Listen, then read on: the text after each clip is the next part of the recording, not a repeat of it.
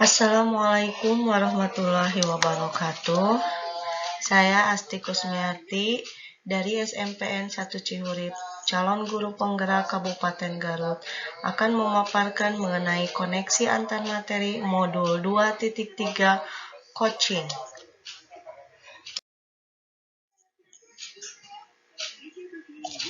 Menurut pemikiran Ki Hajar Dewantara, tujuan dari pendidikan adalah menuntun segala kodrat yang ada pada anak-anak agar mereka dapat mencapai keselamatan dan kebahagiaan yang setinggi-tingginya, baik sebagai manusia maupun sebagai anggota masyarakat.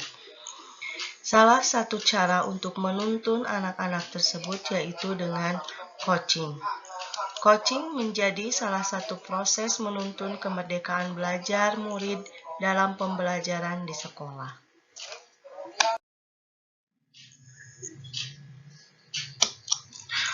Proses coaching merupakan proses yang sangat penting sebagai alat untuk memaksimalkan potensi murid. Untuk itu, guru hendaknya memiliki kompetensi dasar coach. Adapun kompetensi dasar coach yaitu membangun dasar proses coaching, membangun hubungan baik, berkomunikasi, dan memfasilitasi pembelajaran.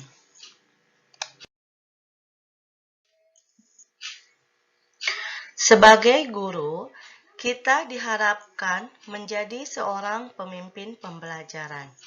Sebagai seorang pemimpin, tentunya kita harus mampu memerankan berbagai banyak peran untuk menghadapi murid. Kita bisa menjadi konselor, mentor, atau coach. Adapun perbedaan antara coaching, mentoring, dan konseling adalah coaching mengarahkan coachee untuk menyelesaikan masalahnya sendiri dan memaksimalkan potensinya. Kemitraan yang setara dan coachee sendiri yang mengambil keputusan. Coach hanya mengarahkan saja, coachee-lah yang membuat keputusan sendiri. Sedangkan mentoring membagikan pengalamannya untuk membantu mentee mengembangkan dirinya. Hubungan antara seseorang yang berpengalaman dan yang kurang berpengalaman. Mentor langsung memberikan tips bagaimana menyelesaikan suatu masalah atau mencapai sesuatu. Sedangkan konseling membantu konseli memecahkan masalahnya, hubungan antara seorang ahli dengan seseorang yang membutuhkan bantuannya. Konselor bisa saja langsung memberi solusi.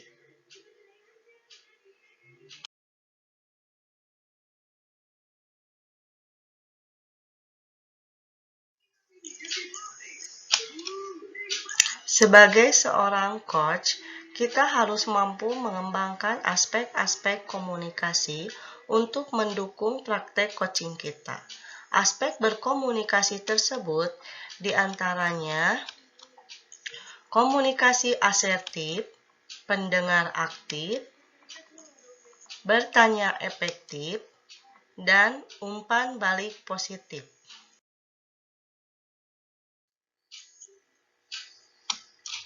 Komunikasi asertif merupakan komunikasi perpaduan antara komunikasi aktif dengan komunikasi pasif.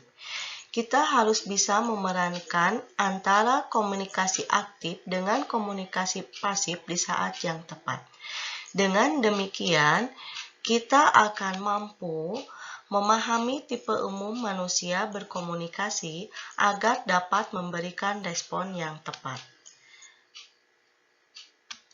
Membangun rasa percaya dan aman, serta membangun keselarasan berkomunikasi dan menyamakan posisi diri pada saat coaching berlangsung. Salah satu keterampilan utama dalam coaching adalah keterampilan mendengarkan. Seorang coach harus mampu menjadi pendengar yang baik ketika proses coaching berlangsung. Adapun teknik mendengarkan aktif yaitu memberikan perhatian penuh pada lawan bicara kita dalam menyampaikan pesan. Tunjukkan bahwa kita mendengarkan, bisa melalui kata-kata atau mungkin dengan mimik wajah atau gestur tubuh. Menanggapi perasaan dengan tepat. Memparafrase. Parafrase ini digunakan untuk menegaskan kembali makna pesan yang disampaikan dengan menggunakan kalimat kita sendiri. Dan yang terakhir adalah bertanya untuk mendorong lawan bicara kita menguraikan lebih lagi keyakinan atau perasaannya.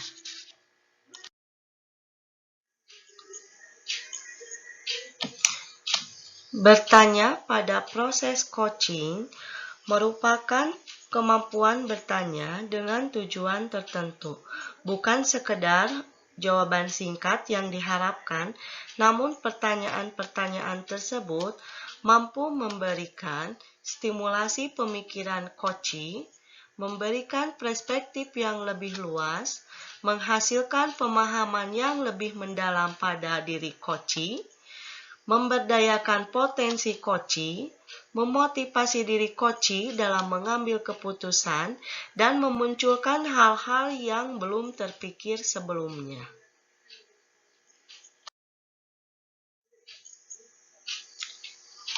Pada proses coaching, coachee harus memberikan umpan balik positif dengan tujuan untuk membangun potensi yang ada pada coachee dan menginspirasi mereka untuk berkarya. Coachee dapat memaknai umpan balik yang disampaikan oleh coach sebagai refleksi dan pengembangan diri. Salah satu model coaching adalah model Tirta.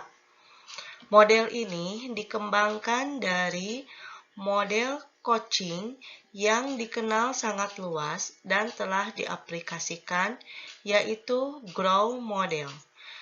Grow kepanjangan dari Goal, Reality, Option, and Will.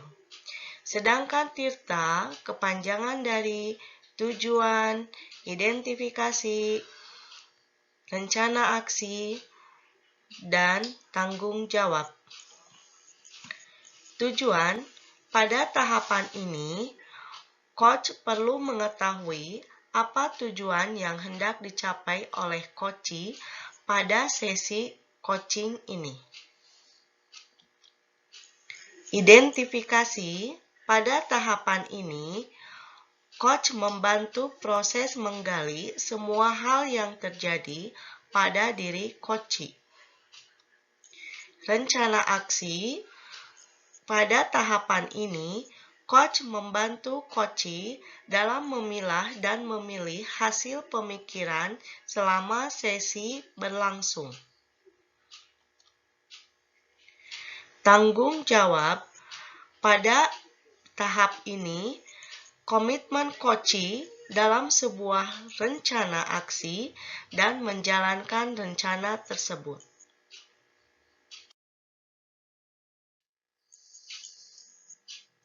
Kaitan antar materi modul 2, yaitu dalam proses coaching, murid diberi kebebasan, namun pendidik sebagai pamong dalam memberi tuntunan dan arahan agar murid tidak kehilangan arah dan membahayakan dirinya.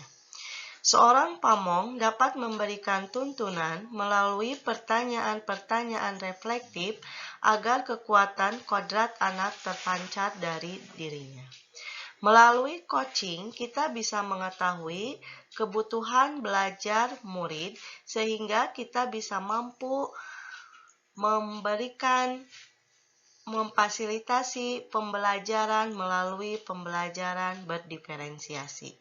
Selain itu, melalui proses coaching, kita juga bisa mampu mengembangkan potensi sosial emosionalnya dengan melaksanakan pembelajaran sosial emosional yang terintegrasi dalam pembelajaran berdiferensiasi. Dengan coaching, dapat membantu profesi saya sebagai seorang guru untuk mengenali permasalahan yang ada di seputar pembelajaran, serta ikut membantu mengembangkan potensi murid maupun potensi rekan sejawat.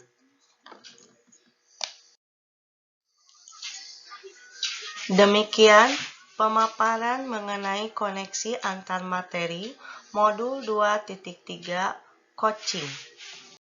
Terima kasih. Wassalamualaikum warahmatullahi wabarakatuh.